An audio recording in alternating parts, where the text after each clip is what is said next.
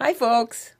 We're talking about conflict and how to reduce conflict, especially conflict that starts taking over our lives, causing fights and arguments, and really an unhappy situation for everybody involved.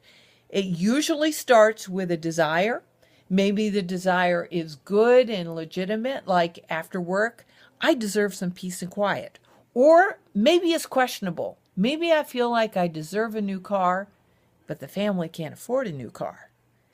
Here's one of the ways that we test that desire to see if it's running down that slippery slope that is going to cause unnecessary, unneeded, and sometimes very difficult to resolve conflict. That is if we start using language in a particular way. When we start moving from I want to I deserve, that should be a mental red flag saying we might be going down a path that's going to create unnecessary conflict.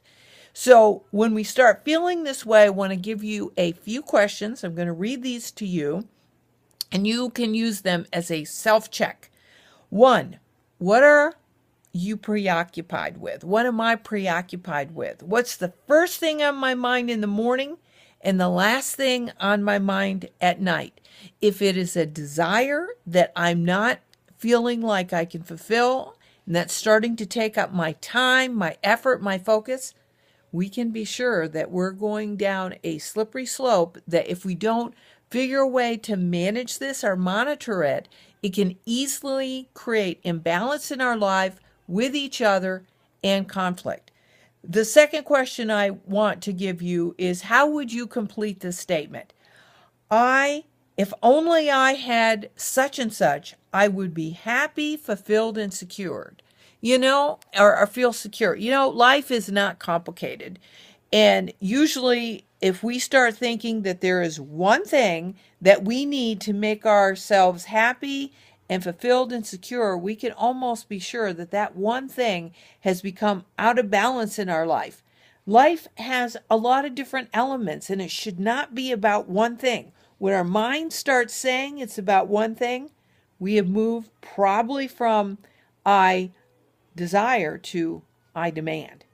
Third question is, what do I deserve or avoid? Well, we already talked about that. If I start saying I deserve this, what do I want to preserve in my life or avoid? What is becoming central in my life? Where do I put my trust? What do I fear?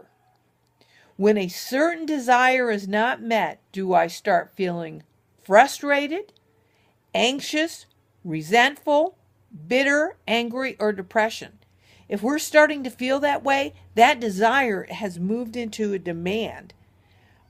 Is there something I desire so much that I'm willing to disappoint and hurt others to have it? When that question is yes, something has come to that point in my life, we can be sure that that point in our life is probably going to progress to unresolved, maybe even unresolvable conflict. Do we want that? Think about it.